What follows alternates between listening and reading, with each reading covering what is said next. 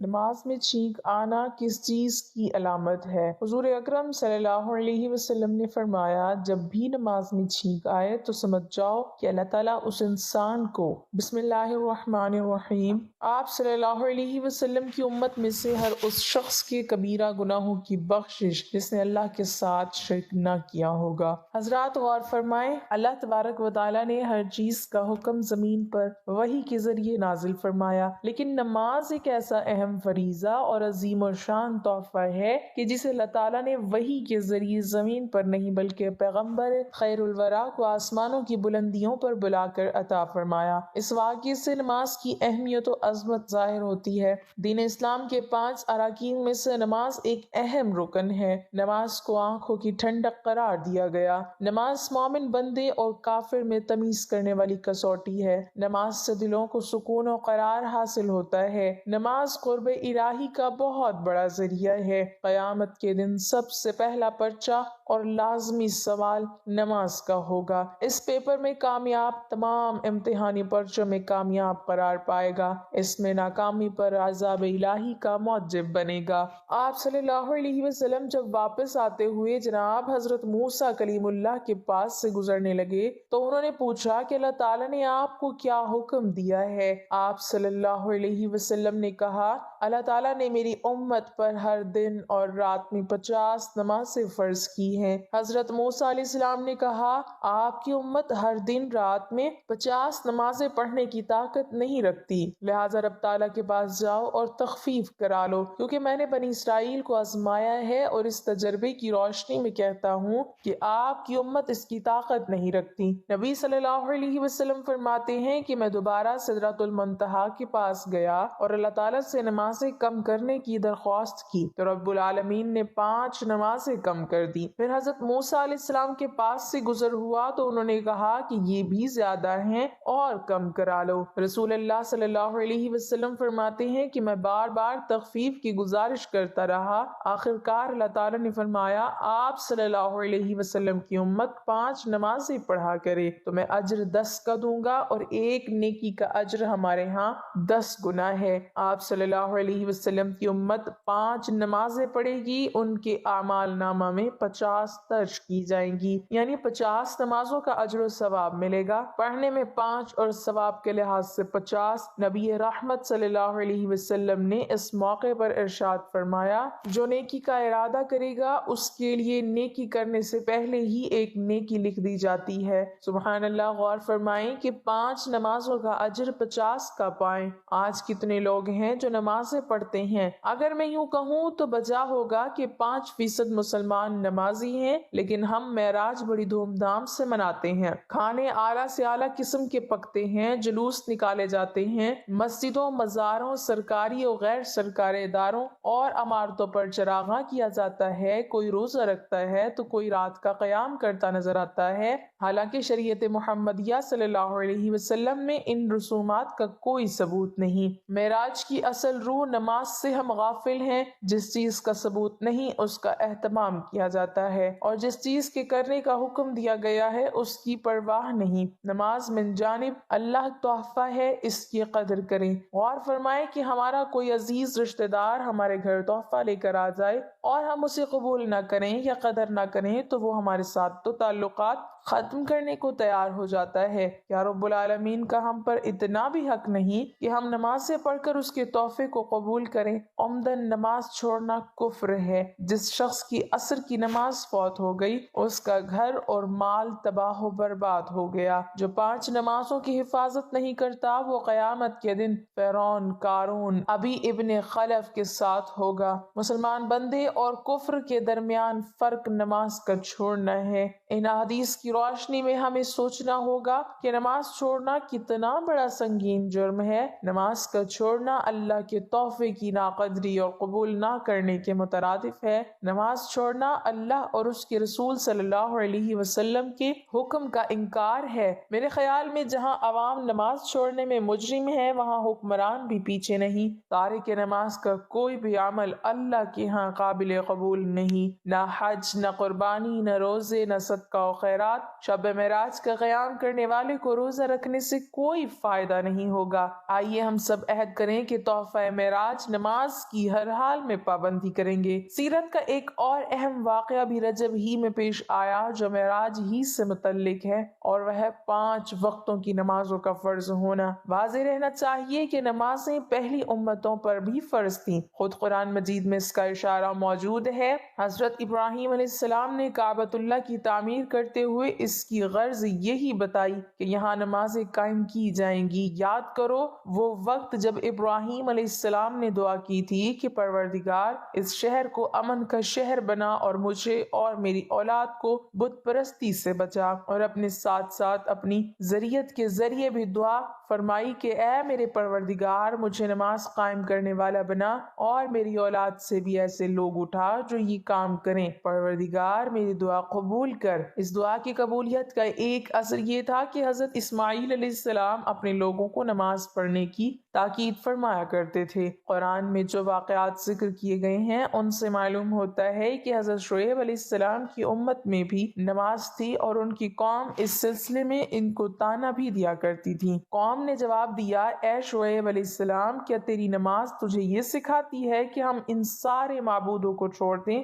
جن کی پرستش ہمارے باپ دادا کیا کرتے تھے؟ حضرت لوط علیہ السلام، حضرت اسحاق علیہ السلام، حضرت یعقوب علیہ السلام اور ان کی نسلوں کو قرآن مجید کے بیان کے متعلق نماز کا حکم دیا گیا تھا۔ حضرت موسیٰ علیہ السلام، حضرت ہارون علیہ السلام اور ان کی قوم بنی اسرائیل کو بھی نماز کا حکم فرمایا گیا۔ قرآن مجید نے حضرت زکریہ علیہ السلام کے ایک واقعے نقشہ کھینچتے ہوئے کہا ہے کہ وہ اس وقت محراب میں نماز ادا فرما رہے تھے۔ جواب میں فرشتوں نے آواز دی جبکہ وہ حضرت زکریہ علیہ السلام محراب میں کھڑے نماز پڑھ رہے تھے، اور حضرت عیسیٰ علیہ السلام سے جب زمانہ شیر خواری میں معززاتی طور پر گفتگو کرائی گئی تو اس میں ایک فقرہ یہ بھی تھا کہ اللہ نے مجھے نماز کا حکم فرمایا ہے۔ غرض کہ جس قوم کے پاس بھی وہی پہنچی ان کو ایمان کے ساتھ نماز کا بھی حکم دیا گیا۔ جب اللہ تعالیٰ نے حضرت آدم علیہ السلام کو پیدا فرمایا اور آپ کے اندر روح پھونکی تو حضرت آدم علیہ السلام کو فوراً چھینک آئی، اور سب سے پہلے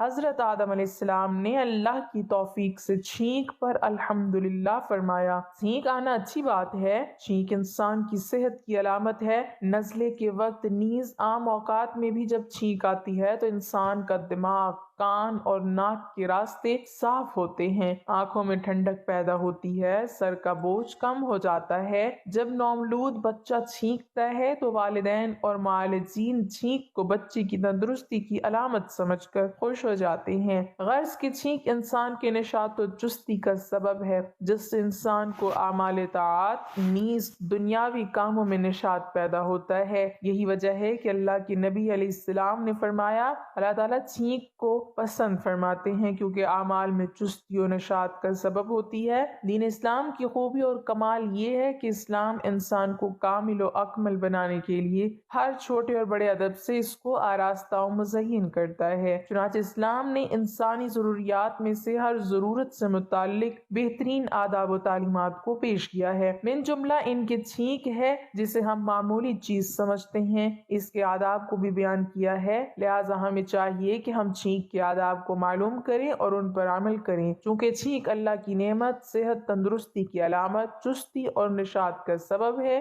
اس لیے چھینک آنے پر الحمدللہ کے ذریعے اللہ کا شکر ادا کرنے کو مستقل عبادت قرار دیا گیا ہے۔ چنانچہ رسول اللہ صلی اللہ علیہ وسلم نے فرمایا، جب تم میں سے کوئی چھینکے تو الحمدللہ کہے۔ سب سے پہلے انسان ہمارے دادا حضرت آدم علیہ السلام کو جب چھینک آئی تو اللہ نے آپ کی زبان سے الحمدللہ کو جاری فرما کر ساری انسانیت کے لیے ایک ادب قرار دیا۔ شریعت اسلامیہ نے بھی اس کو ادب بلکہ مستقل سنت قرار دیا ہے۔ چھینک کے آداب یہ ہیں کہ جب کسی شخص کو چھینک آئے تو الحمدللہ کہے۔ جب چھینکنے والا اپنی چھینک پر الحمدللہ کہے تو سننے والا اس کے جواب میں یرحمک اللہ کہے۔ یرحمک اللہ کے جواب میں چھینکنے والا یہدیکم اللہ ویصلح بالکم کہے۔ چھینکنے والا چھینک کے وقت اپنے چہرے کو کپڑے یا کم از کم ہاتھ سے ڈھانک لے تاکہ چھینک کے وقت ناک اور منہ سے نکلنے والی ریزش سے کسی کو تکلیف نہ ہو، نیز کھانے پینے کی چیزوں میں ناک اور منہ کی رطوبات نہ گریں۔ چھینک کے وقت اپنی آواز کو پست رکھے۔ آپ علیہ السلام چھینک کے وقت اپنے چہرے کو کپڑے یا ہاتھ سے ڈھانک لیتے تھے اور آواز کو پست کر لیا کرتے تھے۔ محرم عورتیں چھینک کر الحمدللہ کہیں تو محرم مردوں کے لیے یرحمک اللہ کہنا ضروری ہے، نیز مرد محارم مرد کی چھینک کا جواب دینا بھی ضروری ہے۔ مسلمان بھائی چھینک کر الحمدللہ کہے تو اس کے جواب میں یرحمک اللہ کہنا یہ اس کا شرعی حق ہے۔ رسول اللہ صلی اللہ علیہ وسلم نے فرمایا، ایک مسلمان بھائی پر دوسرے مسلمان بھائی کے لیے 6 حقوق ہیں۔ جب کوئی مسلمان بھائی بیمار ہو جائے تو اس کی عیادت کرے، جب کسی مسلمان کی وفات ہو جائے تو اس کے جنازے میں شرکت کرے، اگر دعوت دے تو قبول کرے، سلام کرے تو سلام کا جواب دے، چھینک پر الحمدللہ کہے تو اس کے جواب میں یرحمک اللہ کہے، مسلمان بھائی کی موجودگی اور غیر موجودگی میں اس کے ساتھ خیر خواہی کا معاملہ کرے، جب چھینکنے والا الحمدللہ کہے تو سننے والے پر یرحمک اللہ کہنا بعض علماء کے نزدیک واجب ہے۔ فتاوی ہندیہ میں یہی قول نقل کیا ہے، بعض علماء نے مستحب قرار دیا ہے، جمہور علماء کے نزدیک فرض کفایہ ہے، فتاوی ہندیہ میں واجب لکھا ہے، لہٰذا چھینکنے والے کے الحمدللہ سننے والا ایک شخص ہو تو ضرور یرحمک اللہ کہنا چاہیے، اگر ایک جماعت ہو تو ان میں سے کسی ایک شخص کی طرف سے یرحمک اللہ کہنا کافی ہے۔ مدرجہ ذیل مواقع میں چھینک کا جواب ضروری نہیں، جو آدمی چھینک کر الحمدللہ نہ کہے۔ آپ علیہ الصلوۃ والسلام نے فرمایا، جب تم میں سے کسی کو چھینک آئے اور وہ الحمدللہ کہے تو تم جواب دو، اگر وہ الحمدللہ نہ کہے تو اس کا جواب مت دو، لہٰذا جو شخص اپنی چھینک پر الحمدللہ نہ کہے وہ جواب کا مستحق نہیں۔ حضرت انس رضی اللہ تعالی عنہ فرماتے ہیں، رسول اللہ صلی اللہ علیہ وسلم کی خدمت میں 2 شخص حاضر تھے، دونوں کو چھینک آئی، آپ صلی اللہ علیہ وسلم نے ایک شخص کی چھینک پر یرحمک اللہ فرمایا، دوسرے کی چھینک پر یرحمک اللہ نہیں فرمایا۔ اس پر دوسرے شخص نے عرض کیا، یا رسول اللہ، آپ نے اس کے لیے یرحمک اللہ فرمایا، میرے لیے نہیں فرمایا۔ آپ صلی اللہ علیہ وسلم نے ارشاد فرمایا، اس نے چھینک پر الحمدللہ کہا اس لیے وہ جواب کا مستحق ہوا، اور تم نے اپنی چھینک پر الحمدللہ نہیں کہا تو تم جواب کے مستحق نہیں ہوئے۔ حضرت ابو موسیٰ اشعری رضی اللہ تعالی عنہ فرماتے ہیں، یہودی لوگ رسول اللہ صلی اللہ علیہ وسلم کی خدمت میں چھینکتے تھے، چھینک پر الحمدللہ بھی کہتے اور یہ امید رکھتے کہ آپ علیہ السلام جواب میں یرحمک اللہ فرمائیں گے، لیکن آپ علیہ السلام ان کے جواب میں یرحمک اللہ نہ فرماتے، اس لیے کہ وہ اپنی بے ایمانی کی وجہ سے اللہ کی رحمت کے مستحق نہیں، لہٰذا ان کو رحمت کی دعا نہیں دی جا سکتی، بلکہ ان کے جواب میں آپ علیہ السلام یہدیکم اللہ ویصلح بالکم فرماتے، یعنی اللہ تم کو ہدایت دیں اور تمہارے احوال درست فرمائیں۔ جمعہ و عیدین کے خطبات کے وقت میں جواب نہ دے، اگر کوئی شخص بیت الخلاء میں چھینک کر الحمدللہ کہے تو اس کا جواب بھی لازم نہیں، اگر کسی شخص کو نماز میں چھینک آ گئی اور اس نے بے اختیار الحمدللہ کہہ دیا تو نماز فاسد نہیں ہوگی، جو نمازی چھینکنے والے کے جواب میں یرحمک اللہ کہے اس کی نماز فاسد ہو جائے گی۔ رفاع بن رافع رضی اللہ تعالی عنہ کہتے ہیں کہ میں نے رسول اکرم صلی اللہ علیہ وسلم کے پیچھے نماز پڑھی، مجھے چھینک آئی تو میں نے الحمدللہ حمدن کثیرا طیبا مبارکا فیہ مبارکا علیہ کما یحب ربنا ویرضا کہا۔ جب رسول اللہ صلی اللہ علیہ وسلم نماز پڑھ کر پلٹے تو آپ نے پوچھا، نماز میں کون بول رہا تھا؟ تو کسی نے جواب نہیں دیا، پھر آپ نے یہی بات دوبارہ پوچھی کہ نماز میں کون بول رہا تھا؟